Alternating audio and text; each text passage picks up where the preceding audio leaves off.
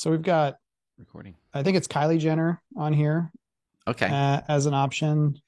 Let's see. Maybe a good option. Is You've this got Mr. Beast, okay. Tom This is Brady. okay. Tom I Brady. feel like Taylor Swift was supposed to be one of the options, Let me see. but there's 15 in total, I think, including Alvin the Alien. I like the alien. Yeah, I'll trust the alien. Seems trustable. Bob the robot here kind of gives me vibes of Short Circuit, like one of Oh the yeah. best movies from the 80s of all time. Yeah, don't you feel bad for that robot? Bad. You develop No, feelings. John, I don't. I mean, Johnny Five is alive. You can't. John Five. I I need to feel rewatch good. this movie. We were You talking haven't about seen that art, movie? but it's been years. It's been years. Okay. I mean, What would, I wouldn't be surprised because you're a youngin, but I'm a youngin. I'm in that cutoff where let's see like animated movies really took off. What, late '90s? I know it's before then, but like Pixar was '99, I think, with Toy Story. I think that kind of shifts. Like, what shows did you grow up as a kid that you went to Blockbuster for? And it wasn't animated, nothing animated, at least for me. So I think yeah. it's like, okay, then you got stuck watching those for like, what I playing for the kids now? Like, oh, I don't know. Like, do they need to watch all the James Bond movies with like the silhouette music intro? I'd be like, oh no. But I think we grew up with that. That was usual.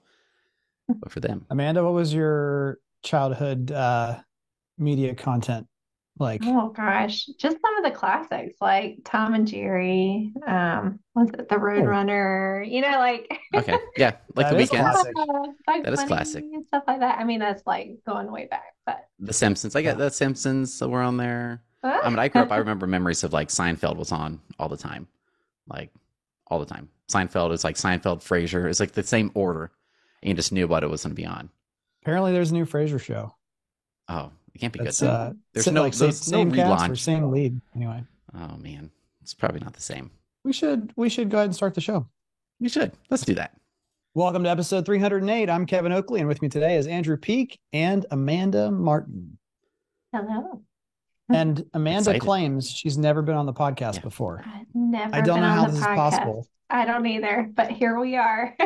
I I don't believe that, but Amanda, you would know, like if you Yes, were on here before. yes, So Yeah, that's I have right. to believe you. it's your truth. How Yeah. long have you been on the team now? Oh man, about 4.5 years, right at it. Yeah, Yeah, it's That's been a that's long why crazy. time. I I don't feel believe like that the either. reason my memory, and this might have just been like a team call Yeah. that we were on, but I just remember giving you a semi hard time, but it must have just been like hot seat questions when you first joined. Anyway, sorry, Yeah. we should have had you on Oh, it's to tell okay. everyone what do you do here Yes, into Youth for those who may not know.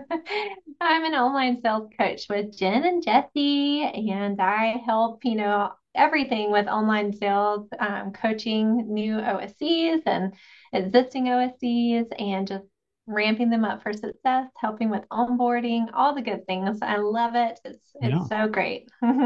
helping out with Online Sales Academy, Oh yeah. leading sessions at the Do You Convert Online Sales and Marketing Summit, doing all the things. So that's Yes, why I just all the can't. things. Love it. Well, now, sorry, Jen, you're Yeah, just going to have to come on once every quarter Jen's or six gone. months because Jesse and Amanda are We're taking over. taking the And I spots. I Yeah. feel like you're like an OG because when I started way Yeah. back in the day with Do You Convert, you were with I believe Royal Oaks Home Yes, with Corey. really. Yes, Way with back in the Corey. day, y'all had amazing videos because I feel like Yeah. the accents and everything are just so different, but also like you worked amazingly together. Like Yeah, that's going way back. So you've been it in online is sales way back. And for you quite a were few years. you would like make e-blasts for us like late at night, and they would just magically be ready the next day. I remember That was that's definitely so Kevin. long ago. Okay. That was, but yeah, that was fun times. So we go way Yeah, back. This is cool. fun This is times. good. It Okay. is. So, Amanda, story time. No Hmm. pressure. First Yeah, story time in 4 years yeah. from one of the best Well, on the team. What do you got for us? well, I do have a story for you and question for you, Kevin. Did you know that I quoted you in my session at the Oh summit? no. No, you didn't know that? Go Look, two that's ways. allowed, first of all, but only Yes. if my head is not on the image. Like there's No, just something. Okay, no good. images, just a What quote. Okay, Was it here's your about quote. pancakes or was it actually about selling houses? I should have done pancakes. That would have been good. That would But have been good. no, no, it wasn't. So it just really stood out to me in one of your Pulse episodes. I even wrote a blog about it. So I don't know if you know, you're famous. Yeah, that's But a good hint. yeah, so you said, Kevin, that there's never going to be enough emotional drive or urgency if they don't pick something that there's any fear of loss in. So Yep. that really just inspired me to talk about selecting one, like part of our Mm, process. So at the summit, my session was all about, the power of personalization. And part of it, we talked about selecting one. And I used your quote, and I related that to when I got our second cat. So, anyways, it was fun time. And so that was my story. I quoted you. now, okay, now I have questions for you. Yeah, okay, Um, let's hear it. I think the perception, maybe misconception about online sales is that getting to one doesn't really matter Mm, because you're just kind of giving them general information and then you want to get them as quickly as possible to the yeah. on-site team. So talk to me about when is it necessary to apply personalization? Can Yeah. you go too far in that attempt? Is it even possible to go too deep in personalization? What do you Well, think? so I think you do have to select one first of all, because you have to learn enough about them to be able to recommend something for them. So if you don't take the time to fully qualify them and learn their story, you can't select one. But if you've done your job, then you should be able to select one, right? So I think you have to do that. And you mean are you? I'm assuming, but I want to clarify. You're talking about Yeah. community. You don't necessarily have to get them down to a hmm particular home, No, but you got to you find something to You grab got to onto. find something, yes, Okay. yes, so that they're emotionally invested, something that's going to be a good fit for them based on what they're looking for. But yeah, community is great. Sometimes you'll get down to a floor plan if that's, a big must have for them.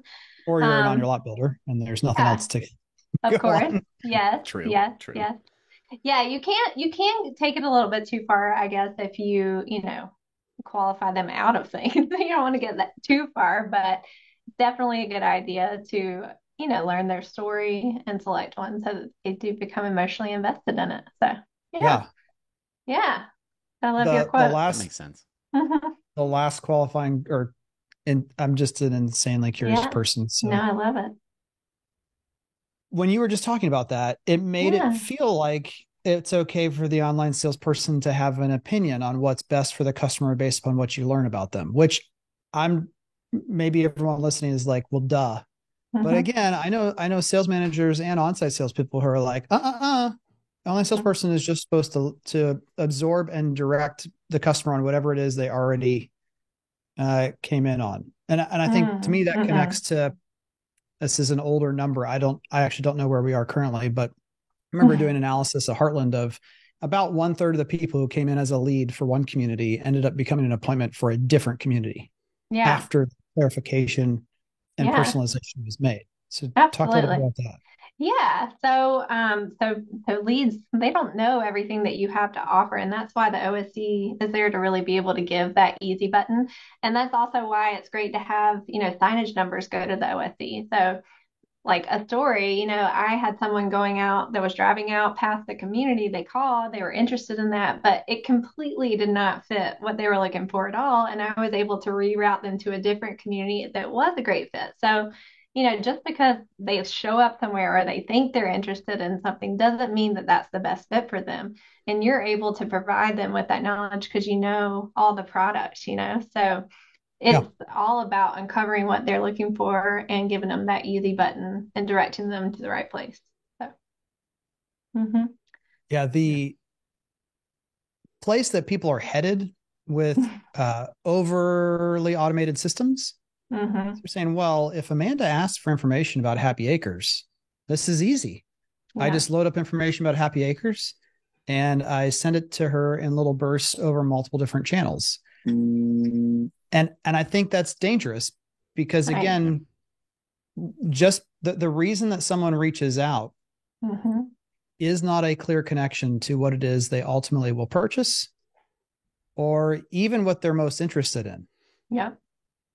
Um, so I think that's interesting thought is that at the end of the day, no matter what else is checked off in the CRM, no matter what page it said they came from, they are a prospect for a home above and beyond any particular community or floor plan. It's not that it can't inform or shouldn't inform, but you can't just say, oh, well, they asked for Happy Acres. I will schedule you an appointment via text in 30 seconds at Happy Acres because I can make that happen. Yeah, that's exactly right. That's why OSCs exist. Right. I can't imagine any automated solution that could build like the emotional momentum to then that increases the appointment kept ratio. That increases like it just gets you along the funnel quicker. Like imagine you hear Amanda, close your eyes, and Amanda's like, you call, it's like, I think that community you selected, that might be good for you, but we have this other one. And then you and your great voice, you're talking, and you're like, yeah, let's go. I want that. Versus reading something on the screen and it's a robot. Yeah. And that has no emotional, like it doesn't create any emotion within you. Yeah. And even an attempt at fake emotion oftentimes comes off worse than no emotion, honestly. Yeah, that'd be awkward. Like this is real. I don't know what store you would both use as my example. For me, it's typically like Home Depot or Lowe's. I like Home Depot. Don't like Lowe's. The same Lowe's I only enjoy for they seem to have a better power tool selection generally than Home Depot does, or a larger one. But other than that, I agree with More you. brands, I'm a Home Depot. But when someone offers you assistance, you have kind of this built-in thing of, I mean, I really do want, this is internal talk now, Kevin, internal talk. Yeah, I definitely want assistance finding this one size particular special fastener that I need to replace on something in my home. And all I have is the broken one, and I have to go line up the right size. And this is obviously a real world example that happened a while ago, but someone's like, hey, can I help you? And everything inside of you is like, yes, I want help, but I really doubt you're going to be able to offer the help that I need or just be an expert that I need versus just taking up my time. Like we've all had those experiences where someone's like, oh yeah, I'll try to help you. And then they lead you to like the plumbing section. And you're like, no, bud, like even I know that fasteners are aisle 5. So that's where we should go. And so I think there's always this thing that online salespeople and salespeople and even marketers with some of our messaging has to get through is like the relief that you have as a consumer when you finally talk to an expert. It truly is just the feeling of exhaling. It's like, okay, Amanda knows her stuff. And that's what I'm saying. It's this fine line between overconfidence, oversimplification. You want this, therefore you go there. As soon as you can become an actual expert and the consumer trusts that, everything changes. No matter what the emotional state of either party is beforehand, it's like, okay, like I could totally be convinced that I don't even need the fastener I thought I came in with as a replacement. Maybe there's something better, but that person's first going to have to prove to me that they're not just making stuff up. And they also have to understand your story, what you're going to use it for. Otherwise, how can they make that recommendation? Yeah. So it's this weird, it's the same thing talking about interest rates right now. Interest rates at 8%. I don't know if that's, I think we've talked about that enough on other places. We're not going to talk about that in this news, but interest rates, mortgage rates going to 8%. There's a whole bunch of people saying, don't talk about interest rates. It's not a big deal. Just let and it's kind of like, well, if everyone knows it, I don't think you can completely avoid it. Yeah. Yeah. You look crazy not talking about it. Like not talking about it or having at least some planned responses for the like common objection or statement. Because again, as a consumer, I would feel it's my job to be a good customer and to protect myself in this engagement. I would have to be like, we're just a little bit concerned with how high interest rates are right now. Yeah. If a customer didn't say that, that would be weird, unless they just know they're paying cash. It's the same thing as, again, you go in a retail store. Do you need any help? The default reaction to protect yourself is, no, I'm just looking. That's just what our job is as consumers. Yeah. Agreed. Andrew, Agreed. what do you Yeah, got? I had one. I think I'm gonna shift that over to favorite things. I had it Hmm. because like literally right before we started, I'm like, I just used this in the example of why I like this piece of software. So I'll save it for favorite things because it's more appropriate for Okay. that. Townhomes. I love townhomes. They're my favorite. They're That's they're great. I don't is that true? I don't know if That's that's not true. true. That's not true. Not true at all because I think that's like my first. If I would be like, all right, what did I first learn coming to DYC? And like, I was like, Kevin, why are townhomes always like the issue? Like, it was almost like a bet in my head. Like, all right, I bet this is about a townhome for something struggling in Hmm. like 2017, 2018. It was townhomes. But 2 weeks ago, 2 weeks ago, I don't know, 2, 3 weeks ago, had a call with the builder and it was about a townhome product. And I was looking through their photos. It's a coming soon. The price is really nice. You're like, really, that price? Like, but it's a little farther out. So there's all these challenges with it. And at the end of the call, it really didn't go the direction I thought it would. But we really uncovered that a lot of their content highlighted the objectives, as in they like made the objectives valid against townhomes, like Oh, unintentionally. you mean objective objections or Objections, objectives? not Okay, yeah. objectives. My bad. Yeah. The objections, yeah, the objections were they were like featuring the objections. Like, what do you hate about townhomes? They didn't because their photography is so standardized that the way they photograph townhomes is the way they photograph single family homes. There's no intentionality as far as like, okay, cool. This is I'm looking at the product here. Maybe it's 25 feet wide. Maybe. I mean, our home That's pretty is 30 feet. We're on a 40-foot lot, so we're in a 30-foot home. that's So pretty this wide is for a thinner. townhome. So it's 20, 25 feet. But all their photography, the angles were not featuring like depth. Hmm. And so then the townhome is small. Like, what do you hate about it? Or why would you not choose a townhome? They're small and cramped. Okay, so the photography should feature mostly images that feature like the length of the home, Right. if that's going to be it. You don't What do have you- to document the entire crime scene. Correct. Like, let's make sure it is showing like it feels big and spacious. What do you also not like about townhomes? Privacy. These include a fence in the backyard that are like it cuts off the backyard where I think it's like a 12-foot fence. You could barely see it in the photos as far as like separating your back patio from the neighbors. You could barely see it. So I'm like, hey, and they featured it's like they only needed these big shots of the whole building. I think there were 6 units per building. And so he saw all six. So you're like, man, that looks really small. It didn't focus in on like, hey, here's like the living area of your outdoor living area. And it was this example after example after example. Then the order of the images, I'm like, if you showed number 3 versus number 1, you might be able to hook them and create, like we talked about with Amanda, like enough emotional excitement. Like, oh, that actually does look more spacious than I'd expect. And then you tie into the fact that like more rural area where this townhome project is being built. I think there's, as you go farther away from like downtown, there's an expectation of land and space. So a townhome close to downtown, they're like, that's perfect for me. You put that 25 miles outside of city center, people are like, I could get a double wide on 45 acres for $250K, and you're trying to give me 3,000 square feet of yard space, if that, not even that.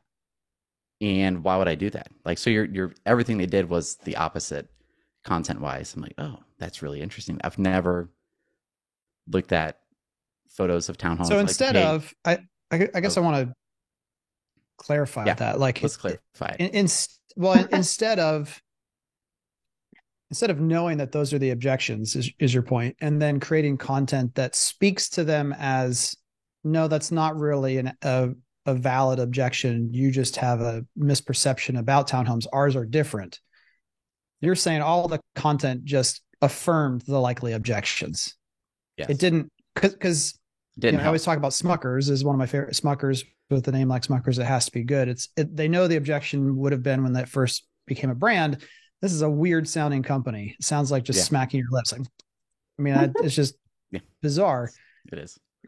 So there's definitely a technique or approach of saying, I know what the objection is going to be. I'm going to hit it head on with answers or solutions or different viewpoints. You're just saying that was the big miss.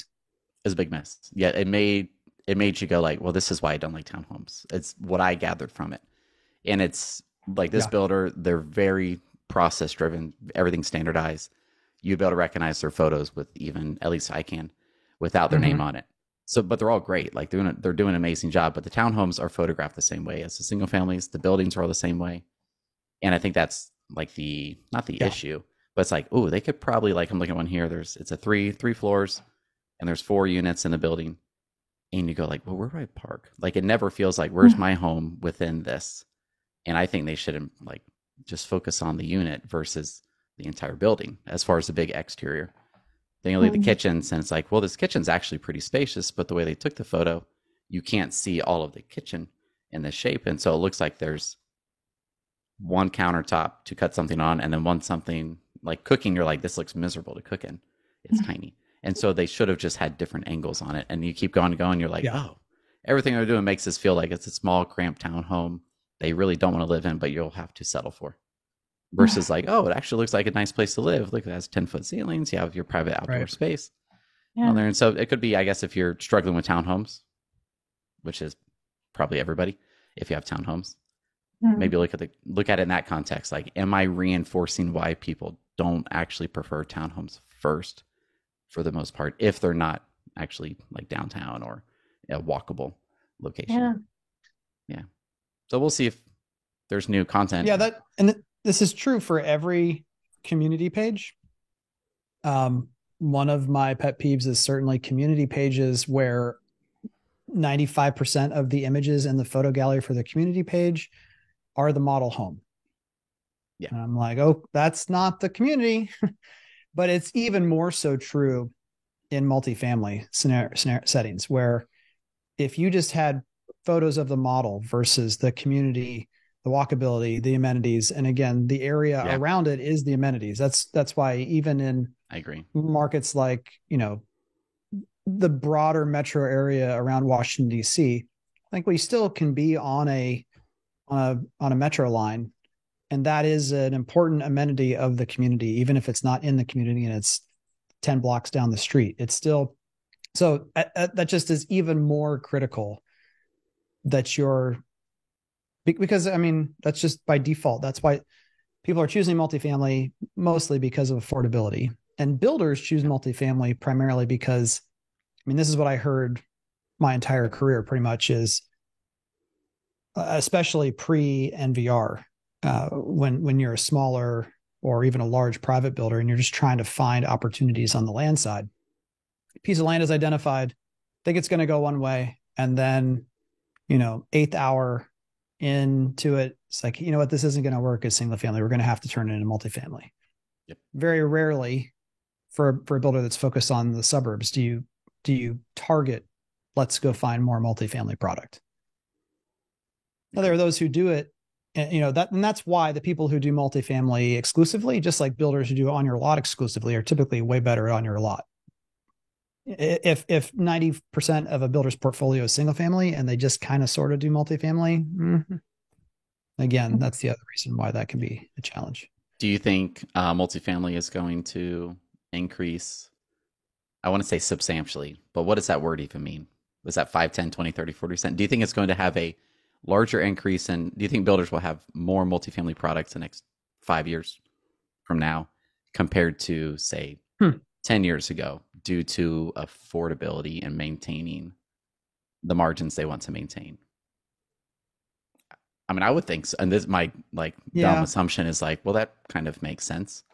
If they can. I think the reason that my answer is yes is because land prices, again, are the main drivers. Yeah. And those don't seem to be improving. Land prices, I don't see becoming more affordable anytime soon, even in an economic downturn. So yeah, but I guess the reason it's making me hesitate is single family for rent, and even just really dense single family is all, I was just in a home yesterday, and it's a single family community that was built 15 years ago. Mm-hmm. And the homes are traditional single family homes. It's not a zero lot line community, if you're familiar with that terminology. There are lot lines, but the houses, can't be more than 8 feet apart. And where I'm from, that's kind of strange, especially for homes that are probably selling in the $500,000 to $800,000 range. Yeah. And you're just like, this is close.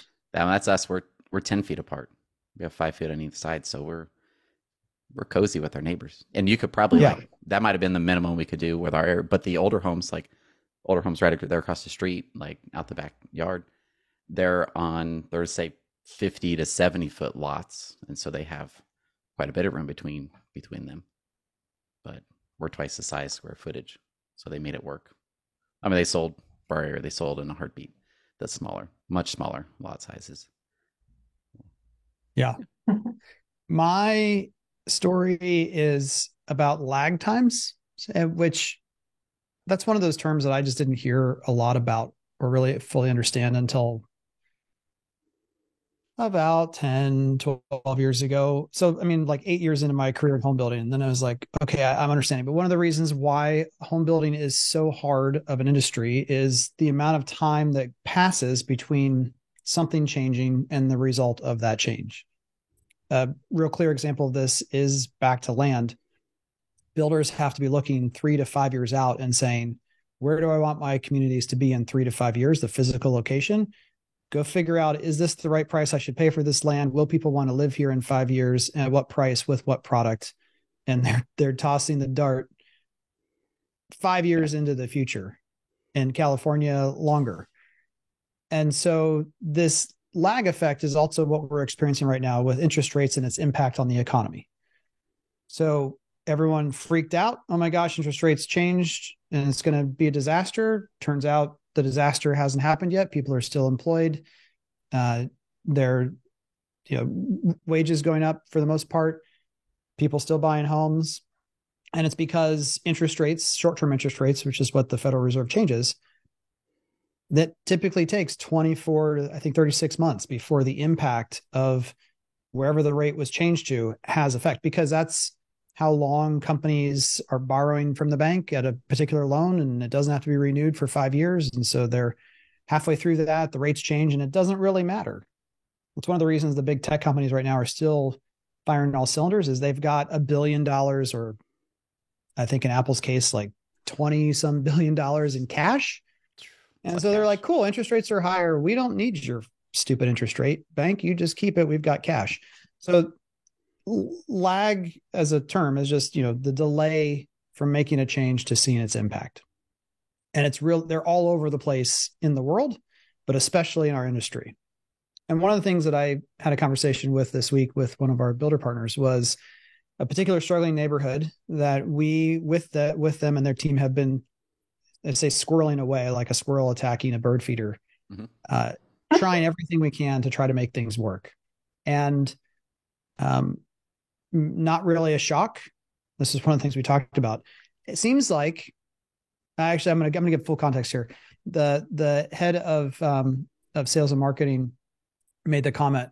He said, my father made the comment that every time you all seem to focus on a community, things get better. And the joke was like, he kind of likes to insinuate, like, can't you just do that all the time for all of them? Which, as the marketer perspective is like, can you just make sure the product and pricing is better so that things just work more often and they don't need to, but that's the healthy tension in the business. So things get better. But what's interesting is one of the takeaways was that the getting better was related to the most recent thing. So this past week, the number of appointments like tripled or quadrupled to the community. Mm-hmm. And the connection was, well, it must have been the thing we changed on Friday or Thursday. I was like, we can't say that. We really can't, because for the prior 30 days, we had taken the average amount of traffic to that community from like 1,000 visitors a month to 14,000. It's a few. And the concern was, hey, the lead and appointment volume isn't correlating to that immediately. So we're not sure if these folks are the highest quality folks. So let's actually change some of the messaging, adjust spend, which the spend was, already very, very healthy, obviously, to get to that level. And then it was like, that must be the change that made the difference. And I was like, what is your average time between website visit to lead, which most people would have a hard time calculating anyway. In this case, the builder actually has, I don't want to go into that right now because it's somewhat proprietary both to us and them. But they have another way of telling some of that cycle time. But as an example, one of the other builders we work with just told us yesterday they did their latest analysis from lead to contract, which everyone in this listening should be able to calculate. Their average cycle time right now is 150 days. 150 days from getting a lead to getting a signed contract. There are reasons why, and the type of builder they are, that would be longer. But the point is that is elongating. The lag is getting wider. And so just imagine if you're that builder and you get 300 leads in a month where you typically would get 100, and everyone gets excited, and then you don't get sales for, I don't even know what that is, 5 months? Yeah. Is that 150 days? 5 months. Yeah. So there's potentially 4 months where everyone's like, those leads were all crap. They weren't worth it. What's going on? It's just really hard if you don't understand the lags that are in the business to make the dots. So one of the things we talked about to try to bring some practical application here, besides just understanding the concept and trying to figure out what your lags are in your business, is privacy changes make all this really tough. Now, their CRM system does a better job than most at identifying source and medium, but it's still not obviously going to be perfect. We know that, and tying it to a particular campaign can be even harder. One of the best good old fashioned ways to do this is just have actual start and stop definitions. So there's two ways to kind of do this good enough, I would say. One is it would be really scary because this community just took off. But if you turned off all the extra advertising, like cold turkey it on a day, and then watch the lag from when you cold turkeyed it to when does that appointment volume taper off. If it correlates, like if there's correlation there, then you can at least take some of that. And now you could do that for individual channels. Like if you're concerned that the meta traffic or the Google traffic isn't good, you could just cold turkey one. But again, you're going to have to watch the lag. It's not going to be what happens tomorrow or next week. Yeah. But this idea of stopping, I'm actually trying to resurface as a really important concept. You know, we talk about sprints, like do a 2 or 3 week sprint of spend or change in strategy, then stop and see what happens. And I feel like right now, the impetus for most people is just keep piling on, just keep doing more. And there's a couple of problems with that. One, you're not even really analyzing. You're just like more. Yeah. And you don't have, you can't really tell. Like if you've done 10 experiments on one neighborhood and then things get better, you don't know. You're stuck doing those 10 forever. Maybe only 2. Right. I mean, if you could afford 10, yeah, you don't have answers. Yeah. I just that especially for people who aren't trained marketers, you're going to have to help them understand the lag effect. And I didn't even know really that I was doing this, but one of the, in terms of the lag concept, but I used to tell my salespeople all the time at Heartland, if you tell me the last week of the month that you're freaking out and you're falling behind or you're not going to hit your sales plan, I can't help you. I didn't frame it in the sense of the lag, but I just said, it's too late because it's going to take me 2 to 3 weeks to create the traffic, to then have that interest develop, for them to then reach out, to get scheduled for an appointment. It's not going to happen in a week. The only prayer we have of turning people that quickly is basically email and the phone, texting or calling. Yeah. And that's really someone already in the database. I feel like this really makes the case to be much more proactive.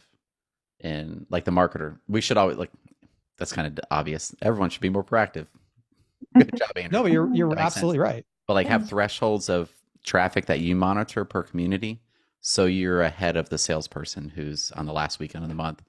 They're stressed about their quota. Like on the 23rd, they're like, oh shoot, I need 2 more sales this weekend on the 27th, 28th of October. But if you already knew traffic was low on the 9th, because you're like projecting it based on what you're seeing in analytics, like I need to bump that traffic up somehow, and hope that could be able to prevent things from escalating to that situation. But you need the thresholds. So you need to figure out like, well, what's my number? What are the numbers where it's gray and I don't really have to do anything? before someone talks to me about it. And before you set those thresholds, you better be doing your coffee and analytics time to be able to understand the patterns. Because if you just create random defined thresholds, Yeah. that's also just going to cause tail chasing. It's like, because we already see this happening where people mishear our statement of 1,000 units of traffic per community to get 1 to 2 sales from that neighborhood. And they think every neighborhood has to have 1,000, but you can absolutely sell 4 homes off of 300 website visitors. That's allowed and does happen. So you have to be spending that time to really know where those things are going to be set. But that's where a lot of people got caught off guard last year at this time, was they felt so comfortable with the backlog or the sales volume of spring and summer that even though the numbers were all going down, and we were saying on this podcast and other places like, hey, things are 1,000% slowing and slowing pretty quickly, because people weren't looking at those leading indicators of traffic because everyone was so overwhelmed with the amount of activity that had been going on for the last 2 years. Most builders really didn't even realize it was happening until like late summer, early fall. And then they started to freak out. Too late. Proactive thresholds. All right. Like on to the news. First up from Mashable.com, Meta has some new AI personalities, and they super cool people. That's intentionally bad grammar. But we've got people who look like Jenners and Paris Hilton. It's Snoop Dogg. I did not realize that was Snoop Dogg. Snoop. I don't know who the bottom 4 are on the right side. I don't know. Well, but they seem like great people. Yeah, they're not all celebrities, but I think somebody of for the 15, everybody. I think about half of them are. The AI celebrity chatbots are live and they're weird, is the subheadline from the article. And this is my last intro, and then I'll let you guys share what you think. But they're weird. From the article, yet another chatbot with a celeb twist. That's right, more chatbots, baby. We were promised flying cars and hoverboards, and instead we get to talk to bots that can just barely hold a conversation akin to your single worst interaction at a cocktail party. But it looks like a famous person. What do we think here? This is Amanda. You go first. Cringe-worthy. Oh, yeah. I'm okay, super good. creeped out by this. It's depressing. It reminds me of the movie, and if you have time this weekend, you should watch it, and you'll understand the reference. The movie is called Her, Her, just the word Her, from 2013. He falls in love with the AI. This guy. Oh no. It's super bizarre. It's very uncomfortable. You're like, is this really a scene? What's happening here? But it's won some awards, but it's definitely in the like eccentric, weird movie category. Mm-hmm. But it's this. But at least he falls in love with Scarlett Johansson, who's the voice actor, who is the AI. So okay, that's reasonable. So maybe Meta is onto something. Let's try to use celebrities as who you're interacting with. But you still read it and you're like, this isn't okay. Real. This isn't a real person. So the short answer, even from the online sales world, who, we love anything that would potentially allow us to connect with more people, this doesn't hit the mark. Are we in agreement here? This is agreement. This is a clear no. Okay, so I think the interesting question is what led them down this path also wrong? Here's what I mean by that. Okay. I watch my wife in particular, and she follows influencers, and I just, everyone knows how I feel about the word and the thing, and whether we do convert our influencers or not, all that stuff. But let's say there's a workout influencer, or last night I'm watching her flip through her stories, and she's like, oh, I love this person, and it's just very clearly an ad for some hair serum, and she's like, oh, I love this, she's so great. I'm like, it says buy now, and she's talking strangely high energy and how much she loves this product. And I go, of course she says she loves the product because she's selling you the product. She's making money. And she's like, well, but she designed it. She made it. Like, that makes it even more weird because she's talking about how much she loves this product, that clearly the IKEA effect, right? I made this. It must be the best thing ever because it has my name. Like, I did it. And yet it doesn't matter. She's just enamored with it. And every once in a while I see her actually comment or talk to these people who have hundreds of thousands of followers. And it gives her this weird high, I think, of like, I just interacted with an influencer. I guess somewhat akin to, if Yeah. Rich Barton or somebody on Twitter /X Okay. likes a tweet. But that's like, in that scenario for me, I don't expect it. And it's their reaction to it, not me just talking or adding them. That is the exciting part. It's just like, oh, they read it and responded. There's this weird thing, I think, that younger generations are like, like my kids just would love the idea of interacting with Mr. Beast in the smallest way possible. So I think there's something there that is directionally right, but they missed the mark badly. But I think they missed because there's no brand assigned to these people. If we were to be like, okay, the Kardashians have a brand, and that's why people want to associate with them. That's why they buy their products. Mark at the Summit, I forgot his last name, Mark from 1000 Watt. You buy that apparel because it makes you feel part of the club or makes you feel a certain way. So like who we follow also, I think, makes us feel a certain way, or we get whatever emotion out of following that person, interacting with them, or just interacting, even just engaging with their social media. And that's where Meta's like, I feel like they're trying to piggyback that experience of like, oh, I'm interacting with, this feels like Tom Brady. It talks like Tom Brady. But we're like, this isn't Tom Brady. Tom's on a yacht in Miami doing whatever the heck he wants. Like, he's not, this isn't a bot. So like, it's like, of course this is fake. It feels like you're like tricking me like I'm like a child or something, like, and like, that's not the real Elsa at Disney World. Like, I know that's not her. Right. But they do. Like the 4-year-old, the 3-year-old, the 5-year-old, like they're like, that's Elsa. Oh my gosh, this is amazing. So like they're trying to trick us like we're like children or something. So I'm like, that's why I think the cringe is. Yeah. It's just, it's obviously fake. Like, and it feels cringy. It's a long way to get to that point. I think, the first miss is not having the real name. So it shows Mr. Beast's likeness, but his name is Zach.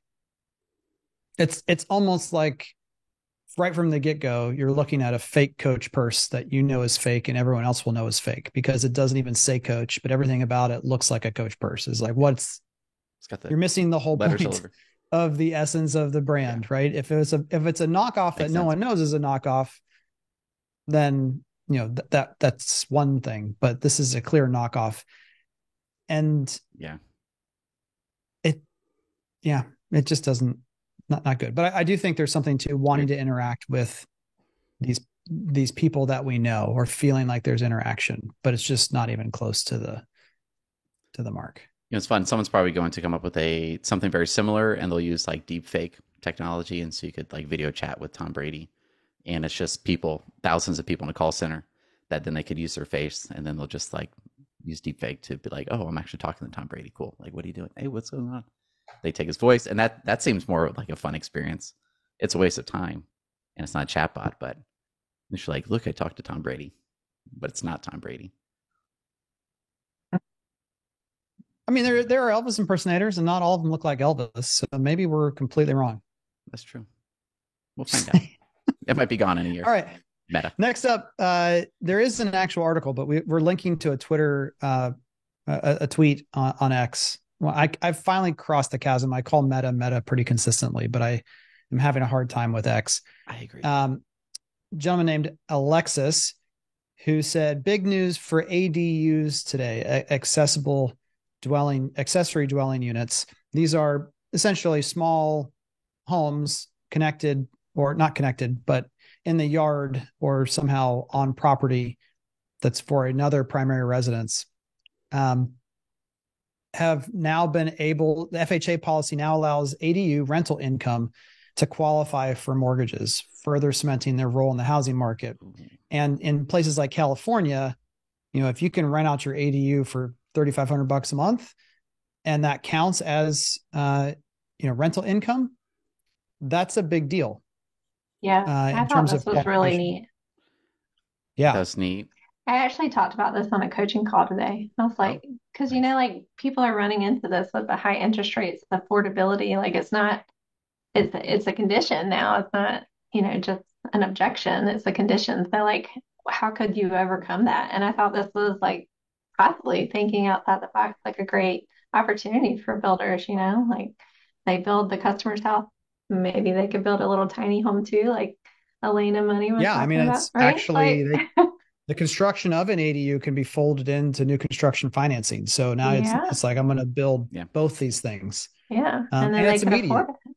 Yeah. Yeah, Yeah. It That was looks like, FHA really approved that was lenders really may neat to begin see. offering borrowed mortgages on properties with ADUs on the new policies effective immediately. Mm-hmm. yeah. So Alexis builds what appears to be ADUs Yep. that look really nice. Like they would fit in a backyard better than a Yeah. tiny home looking thing. Like They're really nice, $350,000 probably tiny house. they're pricey. My first thought, I think it's neat, but I'm like, okay, should someone who's buying through an FHA be a landlord, and will this, like, what is their rate if they have to use ADU income to qualify? Like, I'm like, does that hold significantly higher risk? Because if it's ever vacant, or if it's vacant for X% 2 months out of the year, can they make their mortgage if they don't have that income for 2 months or 3 months or 4 months or something? This so they can qualify for it. Or maybe they've been paying rent that's actually more than what their new mortgage would be. And they're like, please just let me do something. I'm not even going to rent that thing out there, but my rent now is $5,500 a month. I'm a finance and I'll be $4,400 per month. And I'm saying there'll be rental income. Yeah. Like that's there will certainly be unintended consequences from this. Like one of the comments on here is, I have a house with a garage that I want to convert into an ADU. Will this help me? And so it might. Yeah. And it might improve your value. It might lower the value of the primary residence if you no longer have a garage. Yeah. So, but I mean, people in California are super excited about this. And in the one, I don't know if it's this particular change or something else because I think the state of California also passed a different law related to ADUs, but every individual municipality has to basically opt in or say, yes, that's allowed. And so in the markets, even where this would be the biggest deal, because a lot of ADUs already exist in California, they just can't qualify.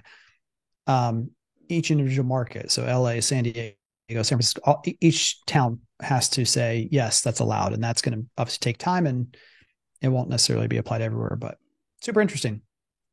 Next up from TechCrunch, Google's AI-powered search experience can now generate images and write drafts. So this is kind of the only lead in here from this article is that the trend for sure, you've got folks like ChatGPT or OpenAI who are trying to create brand new platforms using LLMs and AI-powered tools.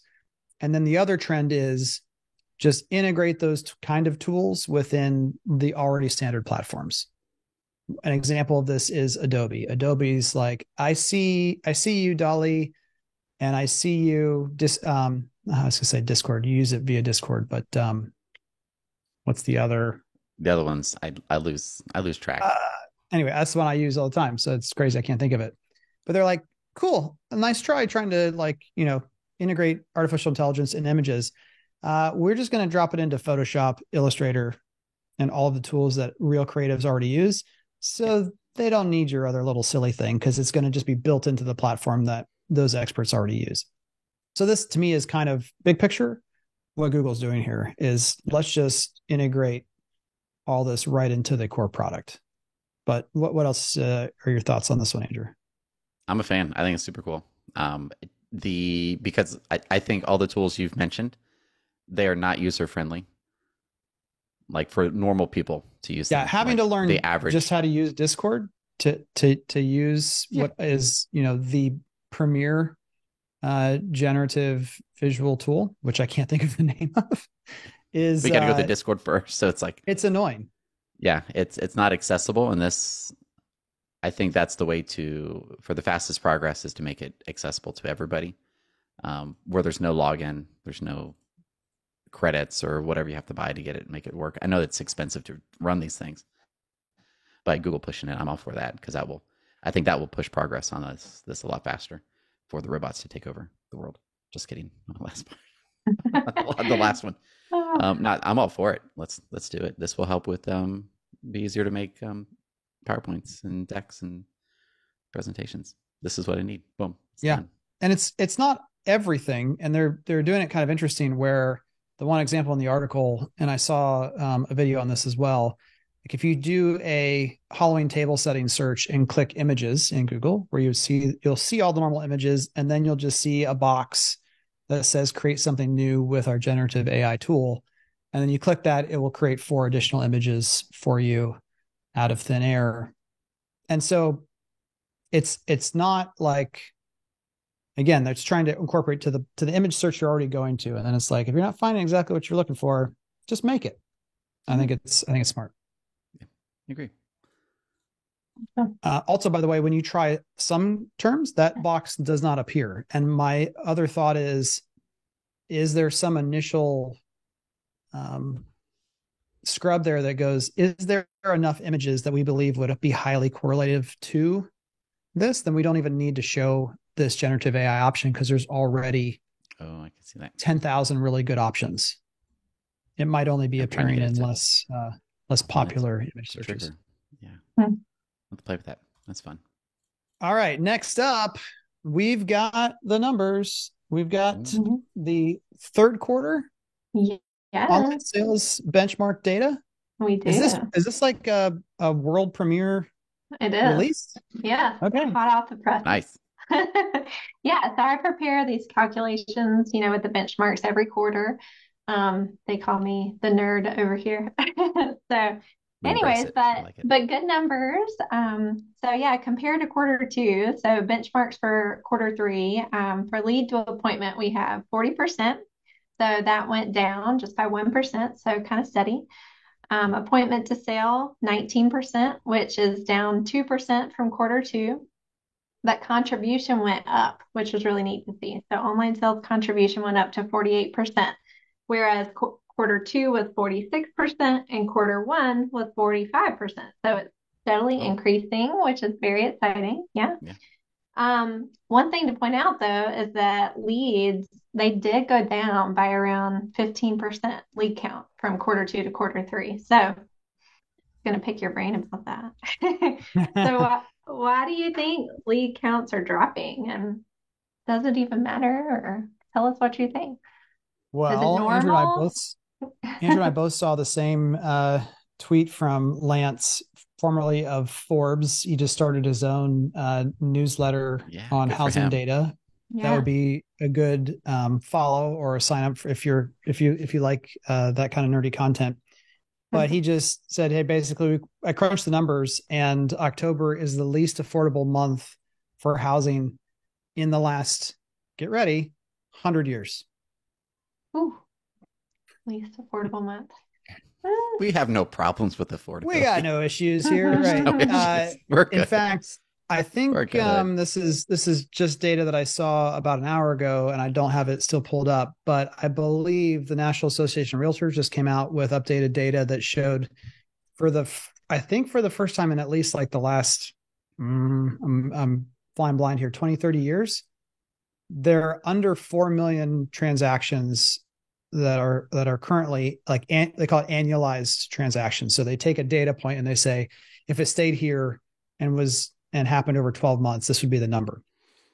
And it was the lowest that it had been in whatever timeframe they were talking about. And it was below 4 million, 3.96, I think. And so and the other anecdotal piece of the puzzle, Amanda, is a lot of our builders who do highly partner with local real estate professionals. Mm-hmm. It's like and these are major markets, not like top 15 markets in the country. They're calling the top 2 or 3 agents in the market that they've had great relationships with. And they're like, hey, we've got this great thing, or we've got this opportunity. We've got these homes.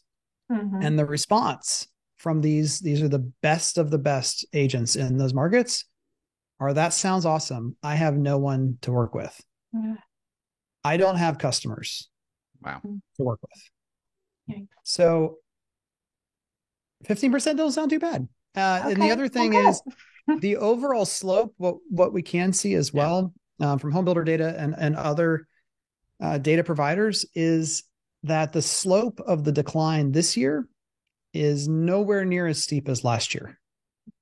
So last year, in the third and fourth quarter, it just dropped almost as severely. This is all transactions used and new, almost as severely as during the Great Recession. It wasn't starting at a higher high. Like that chart, you look at it, it's just like, oh my goodness, down 80%, some ridiculous number. But the steepness of the curve is severe, but pretty short. This year, we didn't ever get as high as last year's highs, but the decline and the slope of the decline is more steady and slow. So take your poison. Would you rather be down 15%? Or I bet if you went and looked at the same data last year, third quarter to second quarter, just my quick guess would be it'd be 35. So, that's the thing with percentages is that higher high probably felt great. Yeah. But the ride down probably felt worse. Yeah. Right. That makes sense. Yeah. And I'm most interested in the appointment to sale ratio at 19%. That's what you said? Yeah. 19%. Yeah. That's still freaking awesome. I agree. Yeah. Down from 21%, I think, right? Yeah. So that shifted. Only 2%. Yeah. And I love these benchmarks because, it's just such a good overall image because, it's all markets. It's large builders, small builders, established online programs, new programs. So it's just a really great mix to have an overall view. Yeah. It's real data. Oh, hey, something just happened, I think.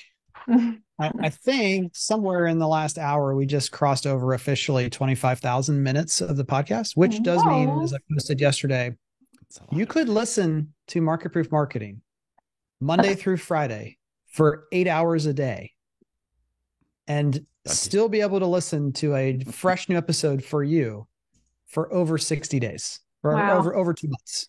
Over 2 months. That's awesome. You'll see our lives change. It'll be like a sitcom. Like, man, Andrew had 2 kids here. Now he has 3. Kevin has a new house. Like all these things that have happened. I mean, again, the IKEA effect is real. So it might just be because we made it. But if I ran a marketing department and hired someone who is brand new, I would be tempted to just mandate over the next 3 months. I'll give you 3 months, but you need to listen to just have it in the background. You don't need smooth jazz. You don't need rock and roll or country. Just listen. I know it happened years ago. Just listen to it anyway. Might reprogram their brain. And so if they had something wrong with the brain, maybe it fixes it. If there was nothing wrong with it, maybe there might be something wrong with it then. That'd be fun. Yeah. Okay. So we're going to have to make sure we do favorites because we're going to end on a depressing note on the news stories here, unfortunately. But according to Redfin.com, homebuyers must earn $115,000. That's obviously household income to afford the typical U.S. home. That's $40,000 more than the typical American household actually earns. So some of you listening are like, I mean, that's a lot of money, but that's not terrible.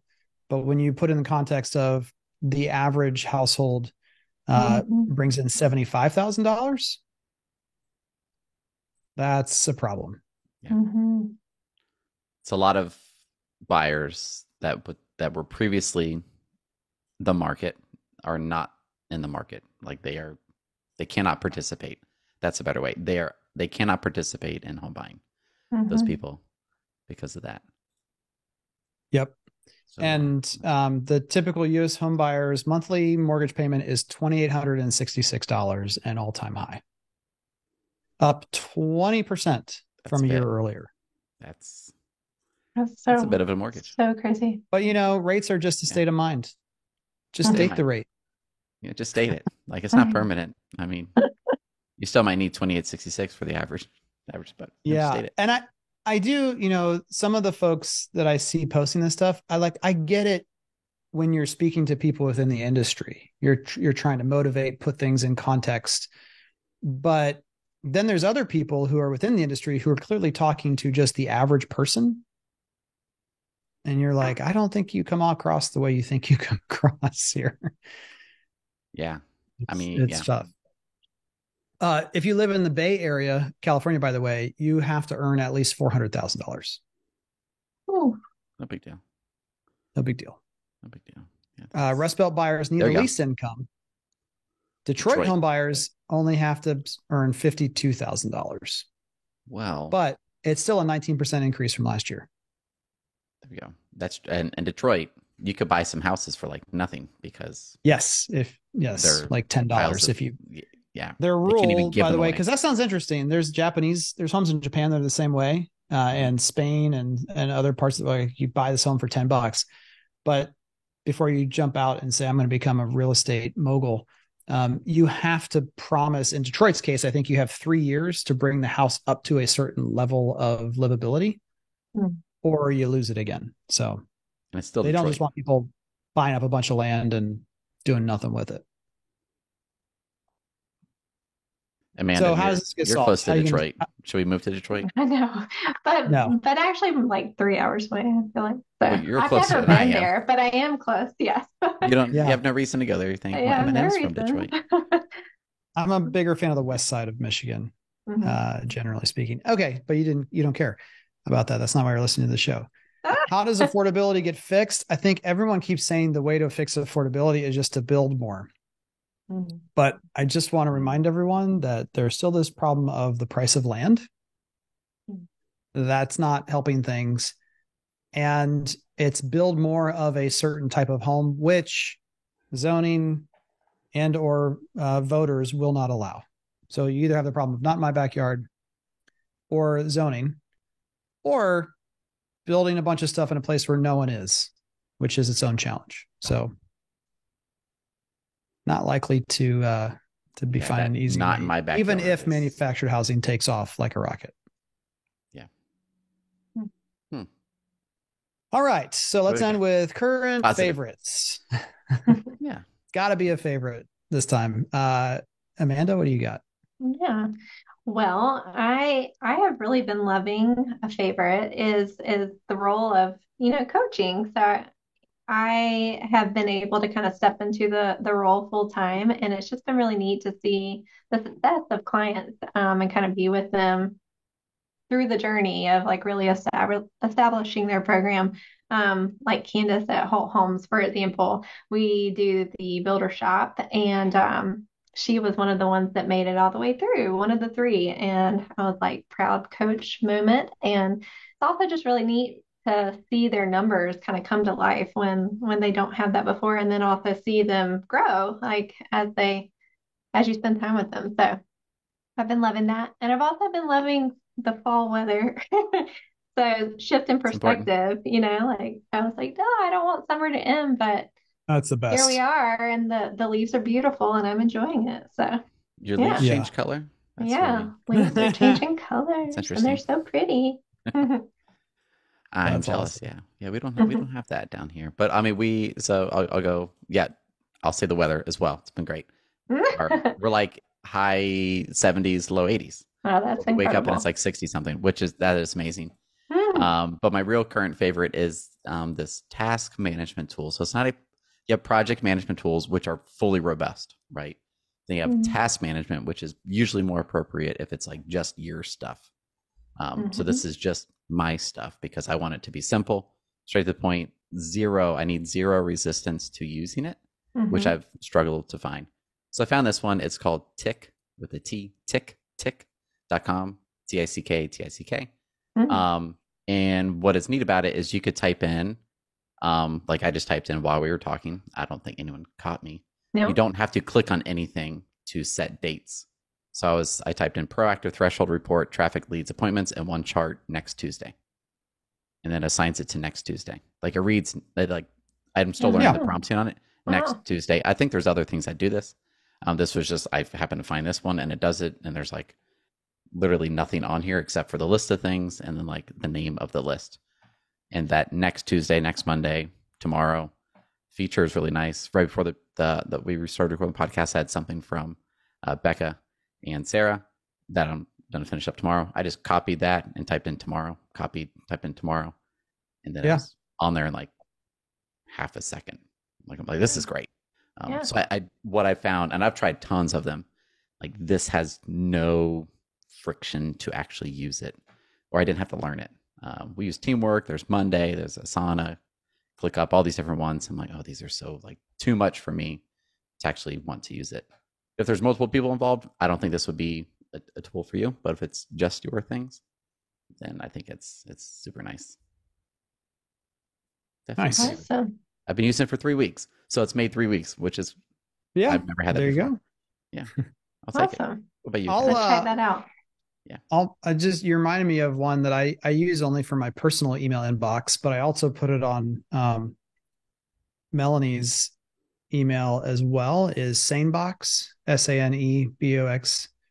I might have mentioned it before, but it has kind of these additional boxes that it creates. Let me pull it up here because I'll just tell you what so there's a sane black hole. So instead of trying to unsubscribe to things forever and they just keep resubscribing you just say, if I get anything from this, just put it here.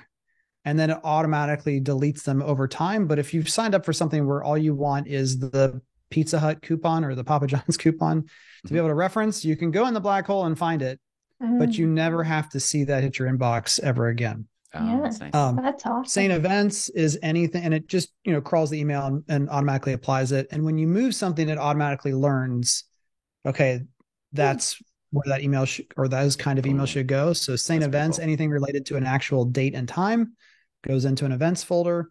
Sane Later is just what it believes are less critical. So if it's not coming from a person but a company, and then Sane News is any newsletters that you're signed up for that would be different than what I was talking about with the black hole. And then there's Sane Next Month, Sane Next Week. So you can do the same thing. You reply to any email and put like the date range that you want to be reminded. And then my other favorite is Sane No Replies. You can change the default setting, but the default is like if you send an individual email to a person and they don't reply, I think it's within 5 days, it puts a copy in there just so you see the notification of like, do you need to send another reminder to this person? Did you get what you needed or not? It's not that expensive. I think you can buy a bundle for like 2 or 3 emails for not a lot. But my wife I think she signed up for every single email under the sun, and then the school's trying to send you emails, and then it's like we got to get something. So digital pollution. That's right. That is so true. So it sounds like the cool feature is that you use it and then it learns because of where you put it. You don't have to assign it. You just like, all right, throw it over there. As long as you check those boxes every day and move things around after a day or two, it does a pretty darn good job. And it also will send you a summary email like once a week, like, hey, we're not certain based upon your behavior. Like if something's continuing to go into Sane Later, but you're not even reading it, it's like, are you sure you don't want this to go to the black hole?